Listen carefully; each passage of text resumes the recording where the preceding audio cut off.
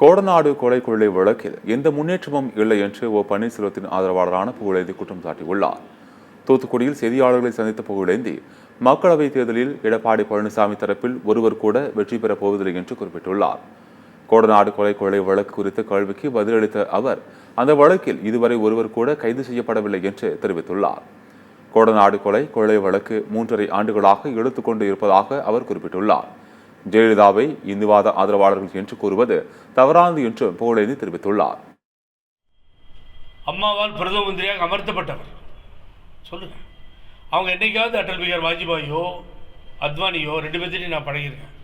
Mister Murali Manohar Joshi, Jaswant Singh, Sushma Swaraj, கர்நாடகாவில் இருக்க பல பிஜேபி லீடரோட ஃப்ரெண்ட்ஸாக இருந்திருக்கேன். யாராவது என்னைக்காவது மேடம் ஜெயலலிதா இந்துத்துவ தலைவின்னு சொல்லியிருக்காங்களா? யாராவது ஒருத்தர்? இன்றைக்கி என்னோட சகோதரி தமிழிசை அதை அக்செப்ட் பண்ணி நான் அப்படி தான் சொல்லுவேன்னு நீங்கள் சொன்னால் தப்பு இல்லையா?